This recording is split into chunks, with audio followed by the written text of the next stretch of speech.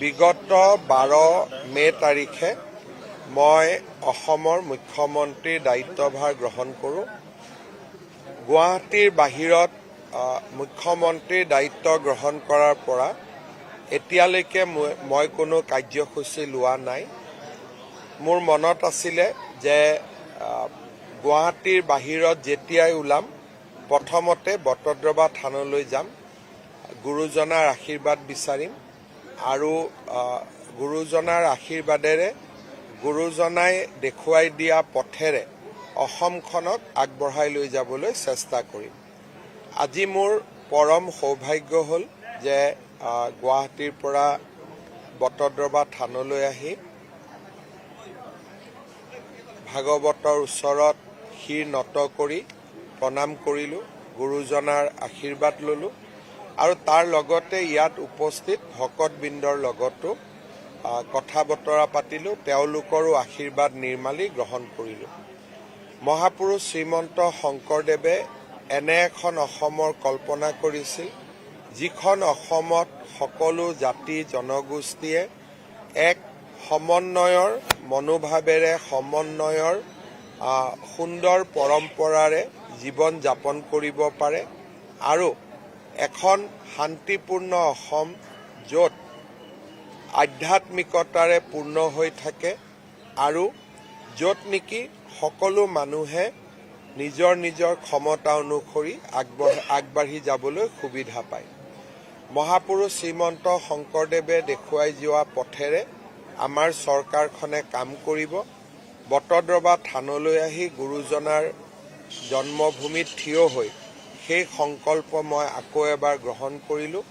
অসমৰ ৰাইজক পুনৰ এবাৰ দ্বিতীয়বাৰলৈ বিজেপি চৰকাৰক শাসন কৰিবলৈ সুবিধা দিয়াৰ বাবে আকৌ এবাৰ কৃতজ্ঞতা জ্ঞাপন কৰিলোঁ।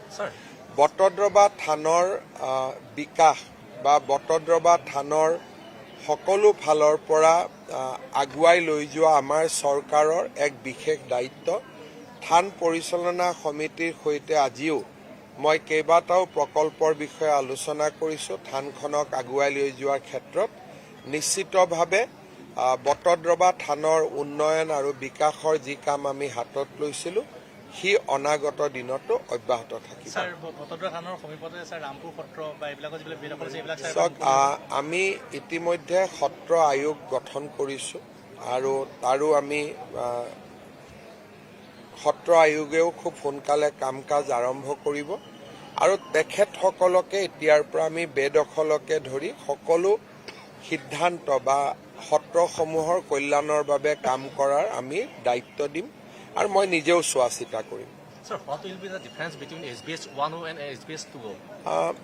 এজন মানুহৰতো আৰু দুটা ডিফাৰেঞ্চ হ'ব নোৱাৰে, কিন্তু এইটোৱে ঠিক যে 100-2খন আসন পালে নিশ্চিতভাৱে দায়িত্ব আগতকৈ বেছি বাঢ়ে। গতিকে যোৱা 5 বছৰ আমি যিমান কষ্ট কৰিছিলোঁ এইবাৰ তাতকৈ আৰু বেছি কষ্ট কৰিম যাতে অসমৰ উন্নতি হ'ব পাৰে। তাৰ উপৰিও আমাৰ এটা সুনিৰ্দিষ্ট যোৱা 5 বছৰ 2021ত যেতিয়া আমি ইলেকশ্যন মেনিফেষ্টো আনিছিলোঁ তেতিয়া কোভিডৰ বিভীষিকা আমাৰ সন্মুখত আছিলে, সেইকাৰণে আমাৰ সংকল্পবোৰ সীমিত আছিল। কিন্তু এইবাৰ আমাৰ নিৰ্বাচনী ঘোষণা পত্ৰখনত আমি যোৱাবাৰৰ তুলনাত আৰু বেছি কাম কৰাৰ প্ৰতিশ্ৰুতি দিছোঁ আৰু মই নিশ্চিত যে আমাৰ ঘোষণা পত্ৰখনক আমি হাতে কামে ৰূপায়ণ কৰিম। আজি ইয়াতে মহাপুৰুষ শ্ৰীমন্ত শংকৰদেৱৰ জন্মভূমিত মই ৰাজনৈতিক কথা ক'ব খোজা নাই। আপোনালোকৰ পৰাও মই আশীৰ্বাদ আৰু সহযোগিতা বিচাৰিছোঁ।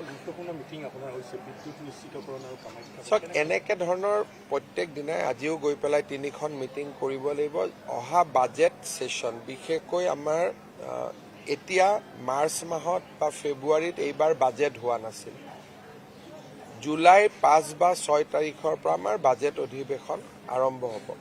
বাজেট অধিৱেশনৰ আগতে বা 5 বছৰীয়া পৰিকল্পনা এটা লৈ বিভিন্ন বিভাগৰ লগত এইকেইটা দিন মই কথা পাতি থাকিম। বিশেষকৈ যিবিলাক পেণ্ডিং প্ৰকল্প আছিল বা যিবিলাক প্ৰকল্প আমি ভাবিছিলোঁ কিন্তু কৰিব পৰা নাছিলোঁ বা ইলেকশ্যন প্ৰচাৰৰ সময়ত ৰাইজে যিমান নতুন আমাক কথা ক'লে, নতুন পৰামৰ্শ দিলে, এই গোটেইবিলাকক সামৰি এইকেইটা দিন মই বিভিন্ন বিভাগৰ লগত আলোচনা কৰিম, যাতে বাজেটত আমি যিমানখিনি পাৰোঁ ৰাইজৰ পৰামৰ্শ আমি সন্নিৱিষ্ট কৰিব পাৰোঁ। হৈ থাকিব এইবিলাক। মই ইয়াত ৰাজনৈতিক কথা ক'ব খোজা নাই। সকলোকে ধন্যবাদ।